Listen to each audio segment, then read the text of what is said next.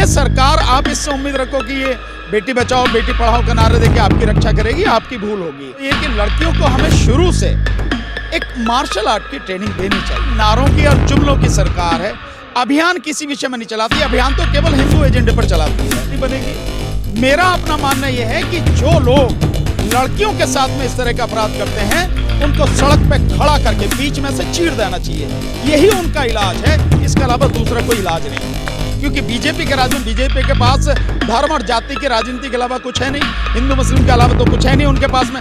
ये चीज अब जो बढ़ गई है, इसको अगर कंट्रोल करना है तो राजनीति को साफ सुथरा बनाना होगा। और राजनीति साफ सुथरी तभी बनेगी जब अच्छे लोग राजनीति में आएंगे, साफ सुथरे लोग राजनीति में आएंगे।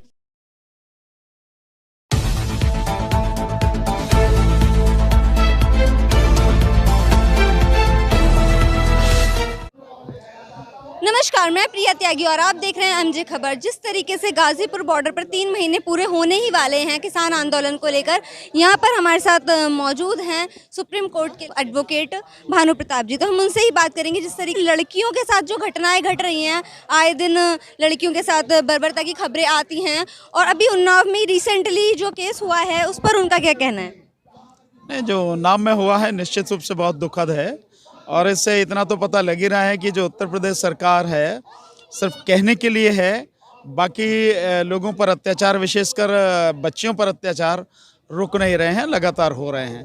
तो प्रशासन पूरी तरह से इस मामले में फेल है। तो एक ही जगह 3-3 बच्चियों को जहर देके मारने का प्रयास किया जाता है। 2 की मौत हो गई, एक अभी जिंदगी और मौत से जूझ रही है अस्पताल में। निश्चित रूप से बड़ी खतरनाक स्थिति है। ये सिर्फ एक मामला नहीं है, ऐसे और भी मामले होते रहते हैं लड़कियों के साथ। जिस तरीके की घटनाएं घटती हैं और भी, मतलब जैसे बलात्कार की घटनाएं भी घटती हैं, मार दिया जाता है। तो इस पर आप क्या कहेंगे? मतलब जिस तरीके से कानून व्यवस्था है हमारी यूपी की, कुछ नहीं, कानून व्यवस्था कुछ नहीं है। और लड़कियों के प्रति जो नफरत है और जो उन पर अत्याचार हो रहे हैं उसे रोक पाने में सरकार पूरी तरह से फेल है। आपने बिल्कुल सही कहा कि ये नहीं है, इससे पहले भी है। जैसे आप देखेंगे कि जो रेत माफिया है, खनन माफिया है, उसने जो लड़कियों ने बताया था कि भाई लगातार उनके साथ शोषण हो रहा है। और जो उसमें पड़ता है शायद बुंदेलखंड का इलाका है जहाँ पे लगातार वो हो रहा है। और उसके बाद में उससे आप देखें हाथरस वाला कांड हुआ, उससे पहले कई कांड हुए, लखीमपुर खीरी में कई कांड हुए। लगातार ये कांड हो रहे हैं। और मेरा अपना मानना यह है कि महिलाओं की सुरक्षा के लिए, लड़कियों की सुरक्षा के लिए सरकार क्या, समाज भी कुछ करना नहीं चाहता। सरकार तो करना ही नहीं चाहती। ये सरकार तो वैसे भी जो लड़कियों के प्रति इसका जो रवैया है वो बहुत ही भेदभावपूर्ण है और बहुत ही गंदा नज़रिया है। कितने ही MP MLA जो हैं, बीजेपी के जो नेता हैं, वो लड़कियों के साथ बदतमीजी में शामिल हैं, रेप में शामिल हैं। तो ये जो सारी चीज़ें हैं, जो होना चाहिए वो ये कि लड़कियों को हमें शुरू से एक मार्शल आर्ट की ट्रेनिंग देनी चाहिए ताकि वो अपनी रक्षा अपने आप कर सकें। और ये बिल्कुल स्कूल लेवल से होना चाहिए ताकि बच्ची जब पढ़ के निकले स्कूल से या कॉलेज से, उससे किसी की ज़रूरत ना हो, अपने आप में इतनी मजबूत हो कि 10-20 लोगों को तो अपने आप ठोक के सीधा कर सके।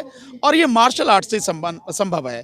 जैसे ताइक्वांडो है, जूडो कराटे है, एक कलरी जो हमारे केरल की है मार्शल आर्ट, इस तरह की जो है कुंग फू वगैरह, ये मार्शल आर्ट, इनकी ट्रेनिंग लड़कियों को देनी चाहिए। जिस तरीके से ये जो सरकार है बेटी बचाओ बेटी पढ़ाओ का अभियान चलाती है, तो इस पर आप क्या कहेंगे? अभियान नहीं चलाती, नारा देती है। अभियान चलाने में, नारा देने में जमीन आसमान का अंतर है।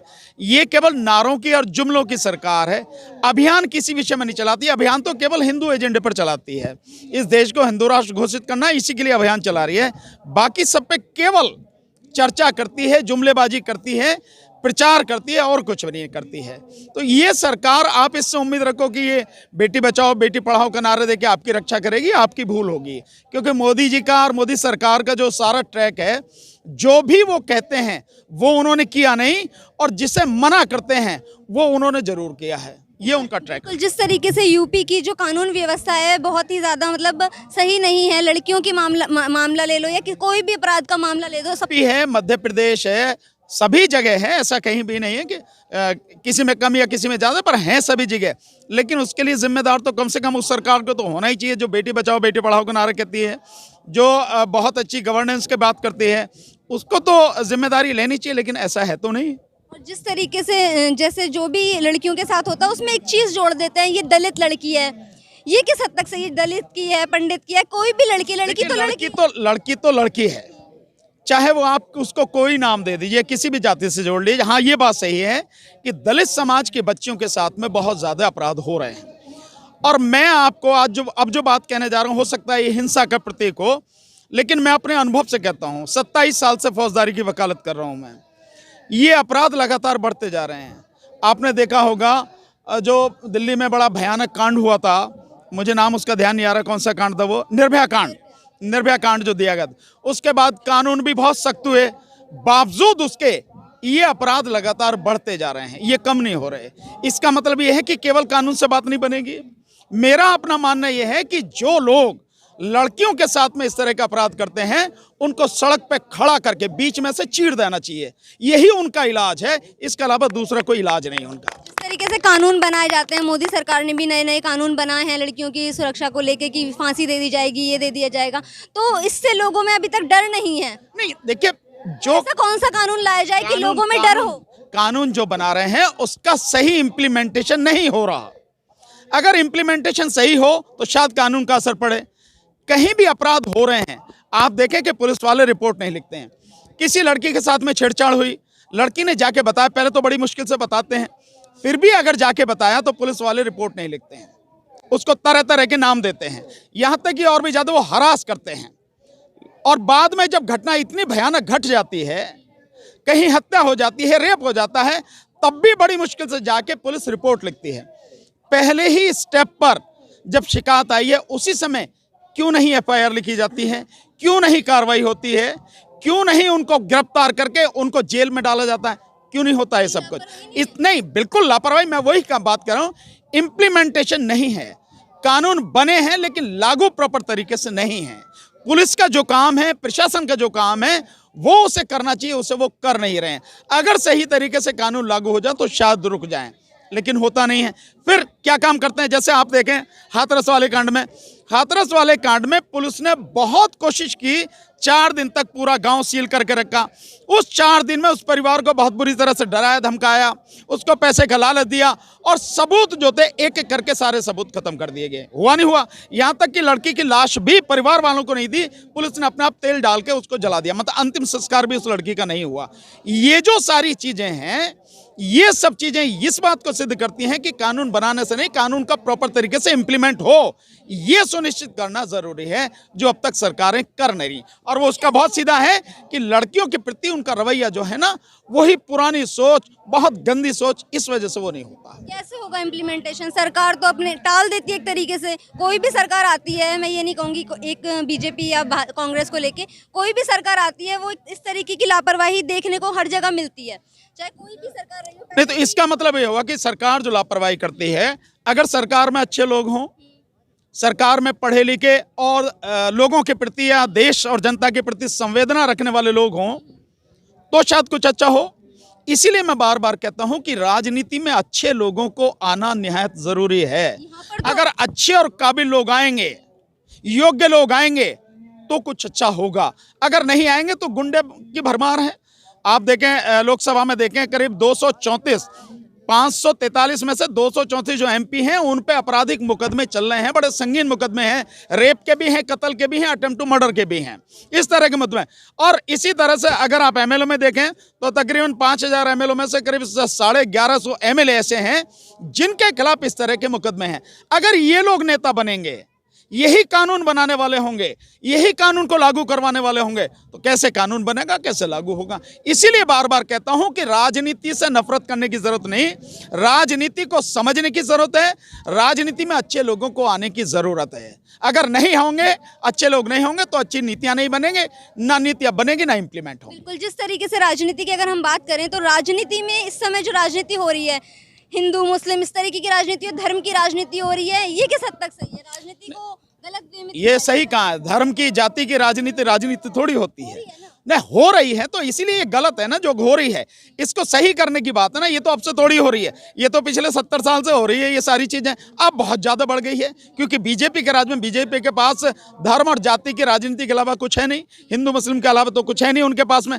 ये चीज अब जो बढ़ गई है, इसको अगर कंट्रोल करना है तो राजनीति को साफ सुथरा बनाना होगा। और राजनीति साफ सुथरी तभी बनेगी जब अच्छे लोग राजनीति में आएंगे, साफ सुथरे लोग राजनीति में आएंगे। केवल चर्चा ना करें, लोग इसमें आएं और जिम्मेदारी संभाल के इसको सही करें।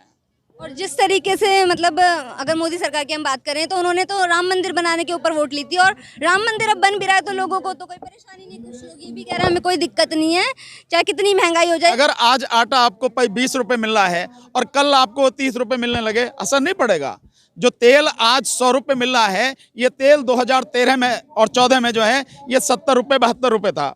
यानी जब देश में जो कच्चा तेल बाहर से आता था वो $145 प्रति बैरल के हिसाब तक पहुंच गया था, और आज की तारीख में $60 प्रति बैरल के आसपास है। तब ये तेल आपको 100 रुपए के पार हो रहा है, और इस 100 रुपए में मात्र जो तेल की कीमत है वो 30 रुपए है, 70 रुपए टैक्स है सरकार का, केंद्र सरकार और राज्य सरकार का। ये कहां तक उचित है? मतलब 3 गुने से ज्यादा, यानी 300% से ज्यादा आप टैक्स वसूल कर रहे हैं, तो सरकार लूट रही है। मैंने पहले कहा था, आज फिर कहता हूं, अगर सरकार ही 300% टैक्स लेगी, जिसका काम यह है कि जो लोग हैं उनकी समस्याओं को दूर करना, उनको कम से कम कीमत पर सुविधाएं मुहैया कराना, वही सरकार 300% का टैक्स लेगी तो लुटेरी 300% ऐसे हो गया जब इसकी टोटल जो कॉस्ट बनती है, जो तेल की कॉस्ट बनती है वो 30 या 31 रुपए है बस, और बेच रही है सरकार 90 से लेकर 100 रुपए, यानी 90 के पार डीजल चला गया, 100 रुपए के पार पेट्रोल चला गया, तो 3 गुने से ज्यादा हो गया। और अभी ये सरकार जो है पिछले 6 साल में 30 लाख करोड़ रुपया इस टैक्स से वसूल कर चुकी है, जिसमें 20.5 लाख करोड़ केवल केंद्र सरकार का हिस्सा है। इतनी जब महंगाई बढ़ेगी, और आप देखें कि डीजल जब बढ़ता है, डीजल का असर हर चीज पर पड़ता है, हर जगह महंगाई बढ़ती है, वो सबके बावजूद भी उन्हें महंगाई नजर नहीं आ रही, तो वो या तो मतलब आंख मीच कर अंधभक्त हैं, या वो गुलाम हैं, या उन्होंने हराम की इतनी कमाई कर ली है कि उन्हें कोई फर्क नहीं पड़ता। इतना लूट लिया है देश को, बेईमानी और भ्रष्टाचार में इतने लिप्त हैं वो, उनसे कोई फर्क नहीं पड़ता। यही हो सकता, नहीं तो जो आम जन है यानी सामान्य व्यक्ति है, उसका तो जीना जो है इस समय दूभर हो रहा है, जो हालत है महंगाई की।